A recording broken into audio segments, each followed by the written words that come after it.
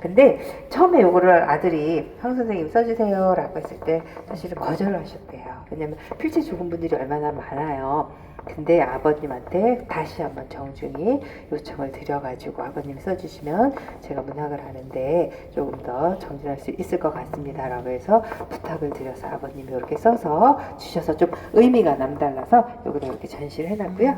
여기 이상 사진은 이쪽에 있습니다. 들어오세요. 보시면은 여기는 이제 평양의 숭실중학교 졸업장, 졸업 앨범 1번 와세대학교 영문과 졸업장인데요. 여기 숭실중학교 교장선생님 성함을 보면 윤산온 이렇게 쓰여 있어요. 근데 사실은 이분이 한국분이 아니에요. 조지세는 맥쿤이라 해서 영문으로 있잖아요.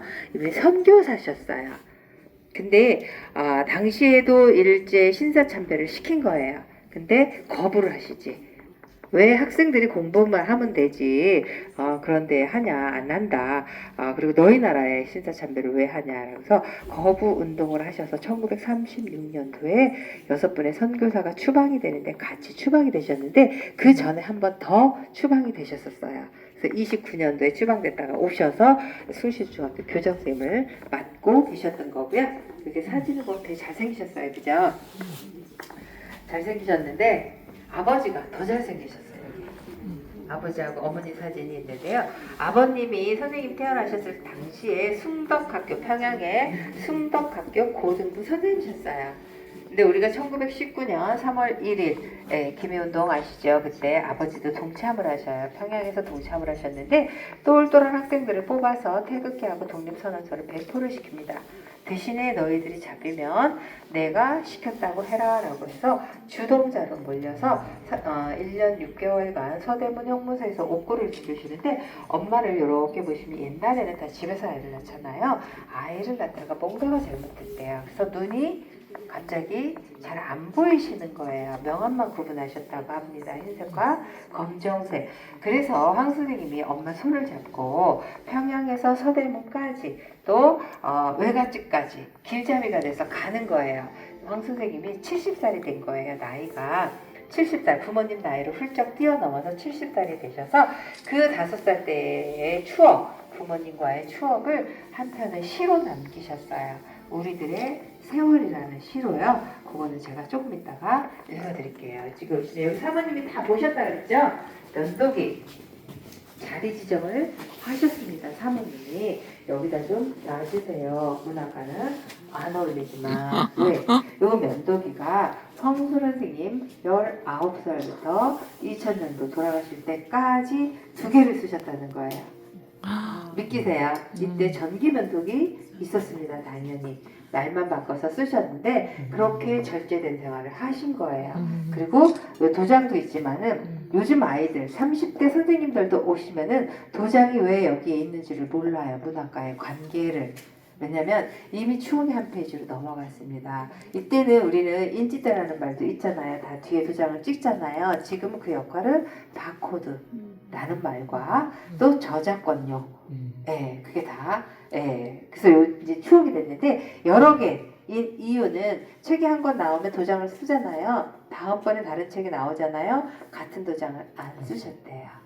복제본을 방지하기 위함이다라는 이야기도 있는데 어찌됐든 여러 개의 도장을 바꿔서 쓰셨고 인지대란 말도 그런 의미에서 있는 거고 면도기를 이렇게 이제 절제된 생활을 하셨다는 것을 보여드리기 위함인데 선생님은 이렇게 생활도 절제가 됐지만 문학 자체도 절제된 문학이 되게 많이 보이거든요. 그래서 삶과 문학이 일치하신 분이다라는 평을 많이 받습니다. 그리고 2번의 훈장을 받으셨어요. 여기 보시면은 국민훈장, 동백장 요건 살아계실 때 1970년대 박정희 대통령으로부터 받으셨고요. 요거는 금관 문화훈장, 문화훈장으로서는 최고의 훈장인데 요거는 돌아가신 다음에 받으셨어요.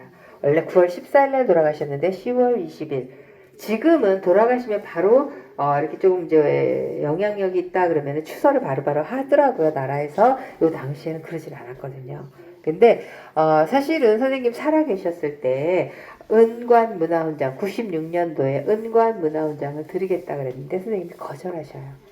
좀 특이하시죠? 제가 이렇게 이야기하다 보면 거절하시면서 하시는 말씀이 나는 두 개의 직업이 있습니다. 하나는 작가고 하나는 교수고 작가는 아이들을 가르치는 게 교수는 아이들을 가르치는 게 마땅하고 작가는 글을 쓰는 게 마땅하다. 나는 내 직업에 충실했을 뿐 받을 이유가 없습니다. 다른 분 주십시오라고 해서 당시에 고은 시인이 받으셨대요. 그리고 선생님은 돌아가신 다음에 바로 추서가 돼서 금관 문화훈장, 그때 당시에는 은관이거든요. 그때는 이제 돌아가신 다음에 금관 문화훈장을 받으신 거고요. 세 권의 책이 있는데 격동기를 겪으면서 쓰셨던 책이에요. 여기 초판본이에요. 고개사 카인의 후예. 여기 나무늘빛 아래 서다가 있는데, 고개사 같은 경우에는 1.4.5 때 6.25 전쟁, 서울고등학교 재직 시절에 전쟁이 나서 1차 제자의 도움으로 경기도 태천으로 피난을 오셨다가 대구를 거쳐서 1.4.5 때 부산까지 가셨는데, 부산에서는 그러니까 수협 사무실을 빌려가지고 서울고등학교 학생들이 피난을 왔잖아요. 주축으로 해가지고 학당을 하고 계셨대요. 그것도 사실 여기 문학관이 생긴 다음에 제자분들이 오셔서 설명을 해주시더라고요. 저는 그렇게 해서 배웠습니다. 라고 서울고등학교 학생이 그래서 이제 알게 된 사연이고요. 여기 이제 내용을 보면은 이제 고개사라는 게 이제 선생님이 1.4.5 때 부산까지 가셨다 그러잖아요. 처제네가 부산에 가서 새를 사는데 거기를 얹혀서 사는 거예요. 부모님하고 다 1.4.5 때 내려갔는데 주말에 부모님 댁에 아이들을 맡겨놓고 찾으러 가요. 아이들 데리러 갔다가 이제 뚝방길을 나오잖아요. 뚝방길을 걷고 있는데 아이들이 집주인 눈치를 보느라고 노래를 못 불러줄 거 아니에요. 삼남일녀를 그러니까 없고, 그래서 사모님은 이제 보자기해서 짐을 머리에 이고 뚝방길을 가는데 딸이 노래를 부르는 거예요. 선창을. 나비야 나비야 하니까 둘째 아들이 이제 따르릉 따르릉 그 노래인데 여기에는 찌리링 찌리링 나오거든요. 그런 노래를 부르니까 막 이제 춤을 추는 거야, 아이들이. 그러니까 이제 동생이 막내가 엎혀 있다가 잠에서 누나 형 노래소리에 깨가지고 산토끼를 부르는 거예요. 아빠 무등을 타고, 황 선생님 무등을 타고 막 부르는데 선생님이 넘어질까봐 중심을 잡아야 되잖아요. 막 휘청휘청 하니까 중심을 잡으면서 문득 떠오른 생각이, 너희는 어린 삐에로고 나는 황순원 고개단의 단장이다 라는 느낌. 너희들이 나중에 각자의 고개단을 가졌을 때는 이런 어려움은 없었으면 좋겠다 라고 결말을 맺어요. 그래서 거기에 나오는 노래가 막 전우의 시체를 넘고, 이 노래도 나오거든요. 사실 그런 의미로다가 만들었고, 카인의 후예는 토지개혁이 모토로해서 태어났다 그랬죠.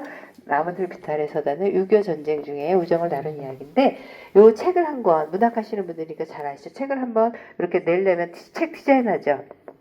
요거를 전문 용어로 장정이라는 말을 쓰잖아요. 우리나라 현재 최고 경매가를 기록하고 계신 김한규 화백의 작품이에요. 고개사 카인의 후예, 이쪽에 학이라는 책이 있습니다. 이게 그분의 작품인 거예요. 이쪽에 학.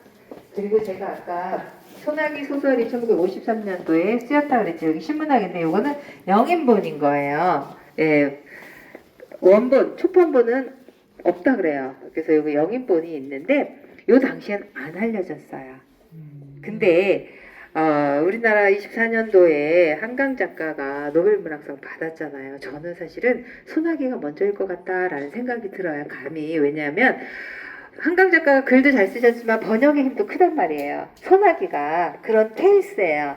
알려지게 된 케이스가 1959년도에 번역 작가 유희상 씨가 번역을 해서 영국의 엔카운터즈의 번역 단편 콩쿠르에 출품을 합니다. 인도 작품하고 입선을 해요. 소나기는 바로 이듬해에 실렸고요. 인도 작품은 아직도 미공개래요. 그때부터 알려지기 시작을 한 거예요. 그래서 옛날에는, 그러니까 요즘은 이렇게 상을 받거나 해외에서 그러면 인터넷에 쫙 퍼지잖아요. 근데 당시에는 없고 종이 중앙 일간지에 대해서 특필이 된 겁니다.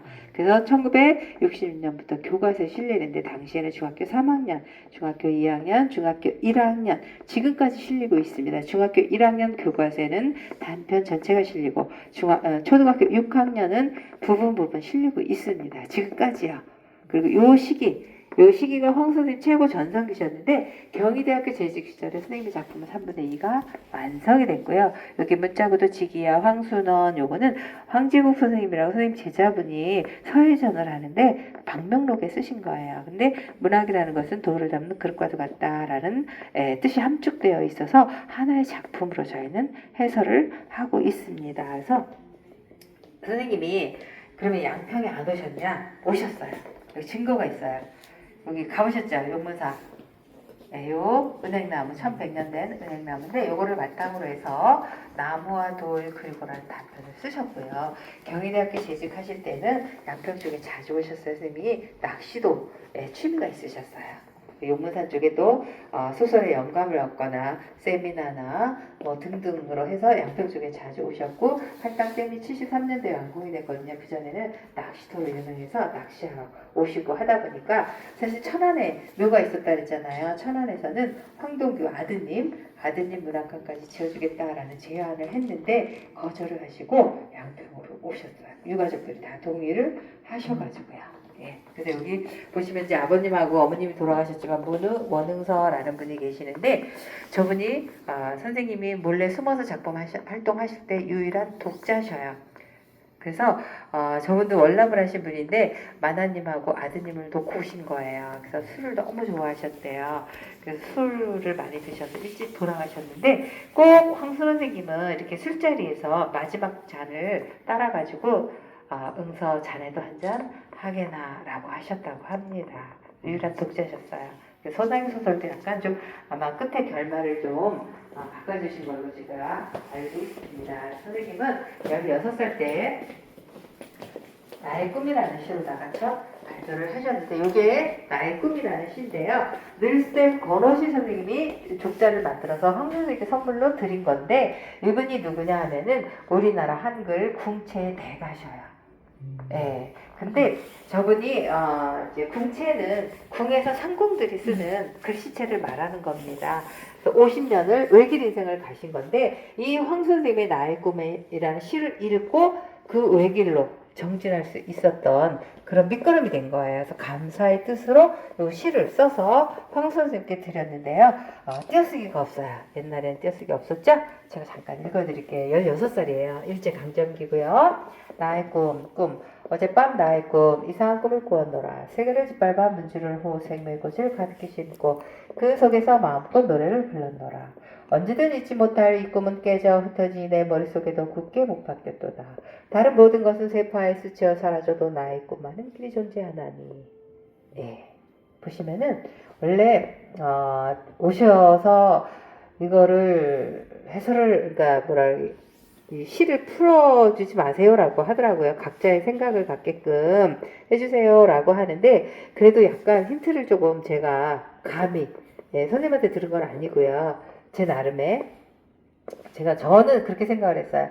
세계를 짓밟아 문지른 후 분명히 황 선생님은 세계보다는 일본 그러니까 독립을 먼저 하고 싶으셨을 거다. 그래서 일본도 넘고 세계도 넘고 그러니까 일단 대한민국이 그러려면 독립을 해야 되는 거잖아요. 네, 그런 의미고 생명의 꽃을 가득히 심는다. 그럼 생명의 꽃이 누굴까? 아이들이 아닐까? 그래서 당신의 꿈을 위해서 정진하지 않았을까?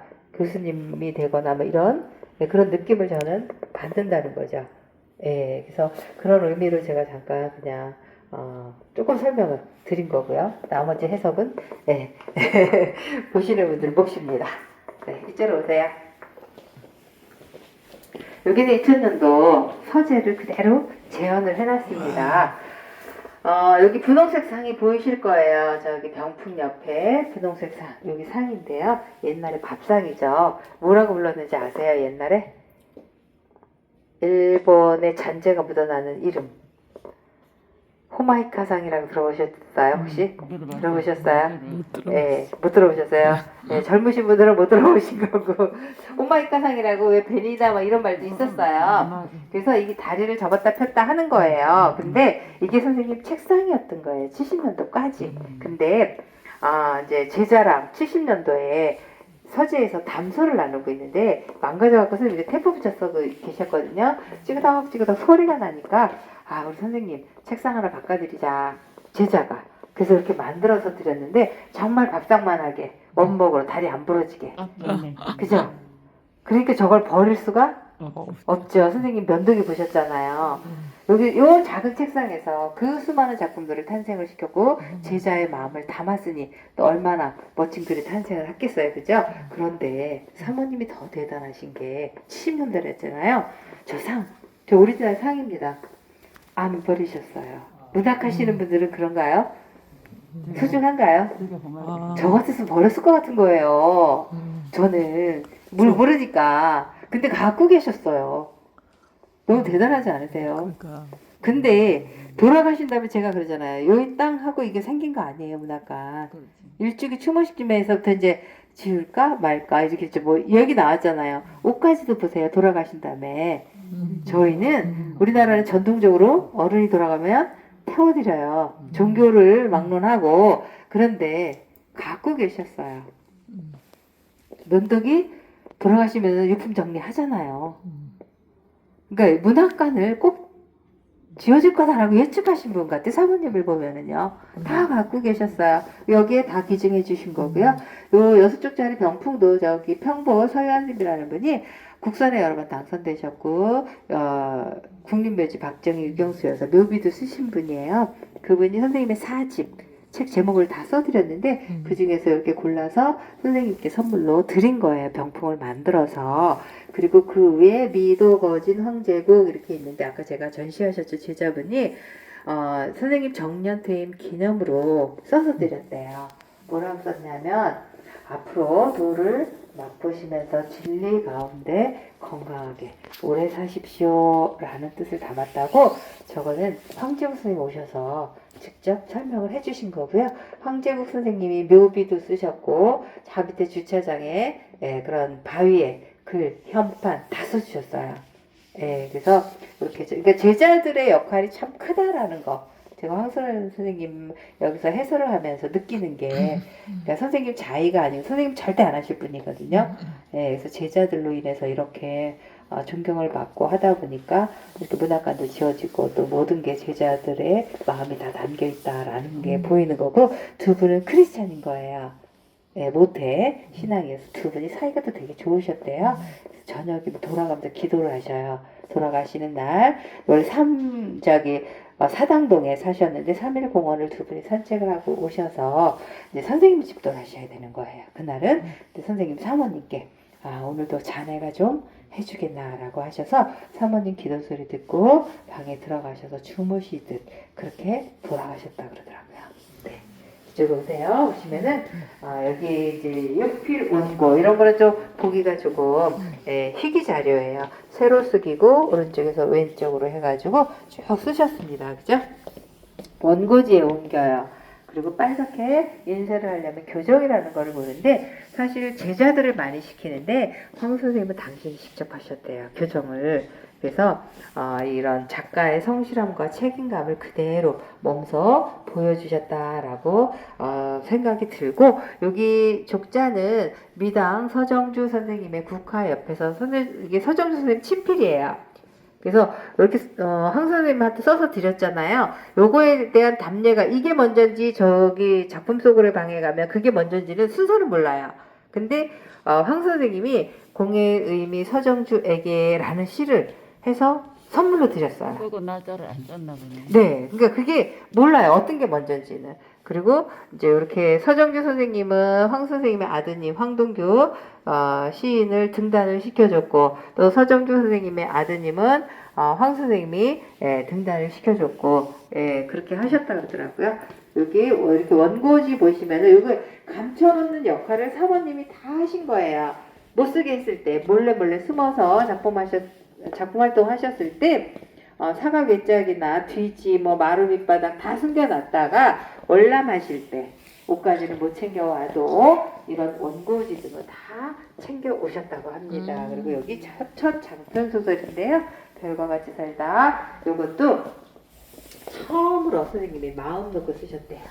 그리고 옆에 늪이라는 요 단편 소설을 집이 있는데 요거를 마지막으로 요거 초판본은 아닙니다. 마지막으로 작품 활동을 하고 이제 못 쓰게 하니까 이제 숨어서 작품 활동을 계속 하신 겁니다. 그리고 여기 보시면 또 스승과 제자, 이렇게 아버지와 아들 이런 게 있는데 선생님은 영문과 나오셨다 그랬잖아요. 외래어를 그렇게 많이 안 쓰셨대요. 그래서 결의 작가다라는 수식어가들 따라다니면서 여기에는 어떤 일화가 있냐면 신주분이 심사위원장을 맡고 계셨는데 이제 결선에 두 분이 올라와요. 그럼 선생님이 한 분을 뽑아도 돼. 근데 양보를 하셔야죠. 뽑으세요. 상대편한테. 상대편이 뽑았어.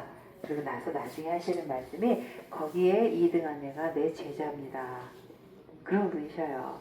그래서 제자의 그런 뭐라 그럴까요? 흔들까봐. 그러니까 글을 쓰면 제자의 그 스타일을 다 알아가지고 제자들이 선생님이 그 심사를 보거나 이러면 출품을 안 하잖아요. 혹시라도 내가 출품하면 바꿔 이름을 그래도 다 아신대요. 그 정도로. 그래서 여기에 나중에 2등 하신 분이 누구냐 하면은 빙벽을 쓰신 고원정 선생님이셨어요. 네, 그때 그래서 그분이 2등을 하신 분인데 여기 잘리신 분이에요. 고원정 선생님이.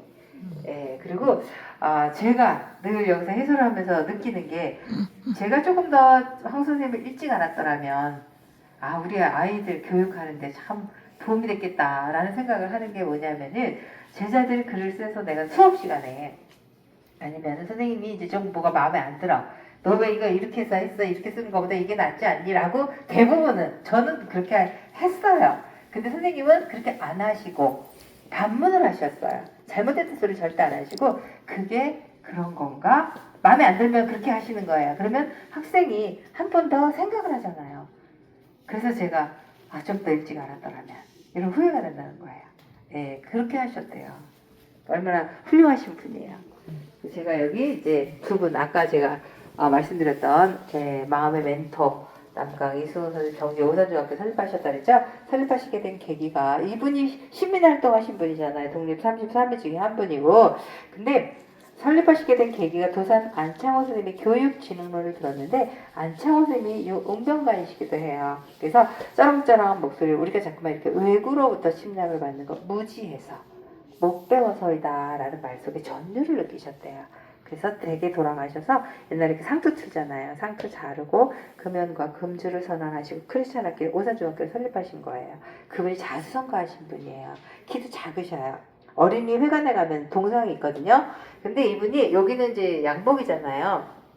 하얀 마부자를 입고 저기서 걸어오는 운동장 멀리서 걸어오는 모습에 중학교 1학년 황순원이라는 학생이 반한 거예요. 그분 모습을 보고 어떻게 반했냐. 남자라는 것은 늙을수록 저렇게 아름다워질 수도 있는 것이로구나. 나도 저렇게 늙어야지.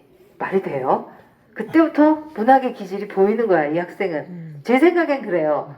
아니 남자 어르신이 이렇게 오면 그냥 오시나 보다. 아니면 연세가 드셨나 보다. 왜 이렇게. 근데 그걸 보고 아름다움을 느꼈대잖아요. 근데 아버지의 흰머리를 보고도 그런 늙음에 대한 아름다움을 느꼈대요. 연륜의 미덕과 아버지라는 단편 소설에 적어 놓으신 거예요.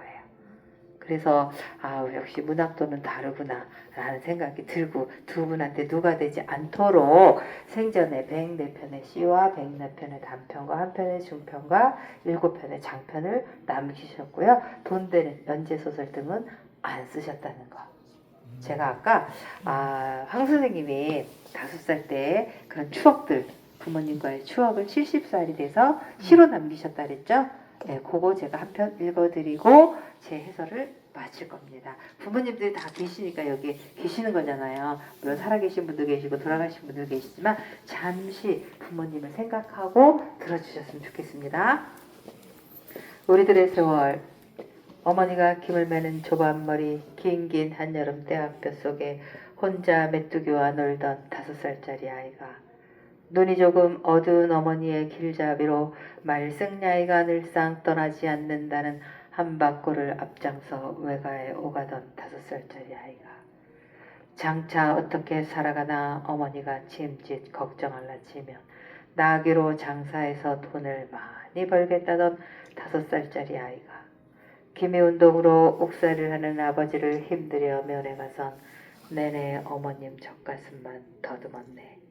불도 켜있지 않는데 부셔부셔 눈이 부셔 아버지를 바로 쳐다볼 수가 없었네. 지금은 70살짜리 아이가 되어 이 추운 거리 다시 한번 아버지를 면회 가서 당신의 젖가슴을 더듬어 봤으면 어머님이여 나의 어머님이여 라고 회상을 하셨답니다. 와우. 감사합니다.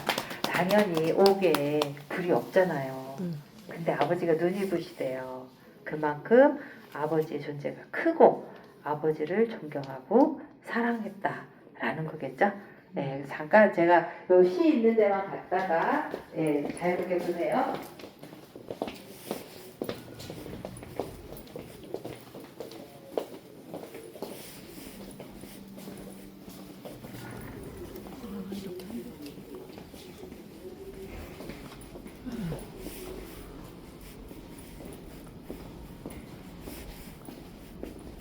음.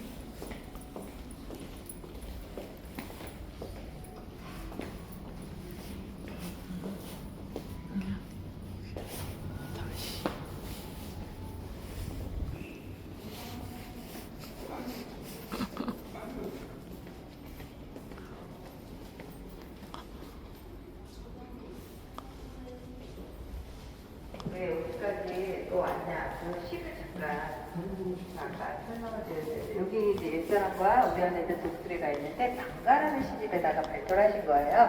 방가는 고성방가를 줄인 거예요. 고성방가는 크게 외치다. 사전을 찾아보면 첫 시집인데 선생님이 일본에서 발표를 하신 거예요. 대학교 때. 근데 당시에는 조선 총독부의 건널을 맡아야 돼요. 건널을 안 맡고 일본에서 했잖아요. 한국에 방학 때 나왔다가 잡혀가요. 29일간 목사를 하셨는데 내용을 쭉 보시면 다 독립이에요. 네, 여기 또 제가 아까 공의 의미 서정주에게 여기도 서라벌, 송도, 한성, 서울. 네, 아시죠? 수도잖아요. 네, 그래서 쭉 되게 어려워요, 시가. 네, 그래서 쭉 보시면은 좀 도움이 되실 것 같아요. 이게 데뷔작. 그래서 여기 이제 이렇게 한 번씩 이렇게 파란 거 눌러서 보시면은 단편 하나를 다 읽고 그러는 거니까 여기 작품 보시고 안에 들어가셔서 영상 보시고 하면은 될 것 같아요. 네, 그래서 천천히 보세요. 네, 혹시 질문 없으시죠? 뭐 질문 있으시면 네 감사합니다. 네, 감사합니다. 네, 선생님 오시죠. 영상 본다며요.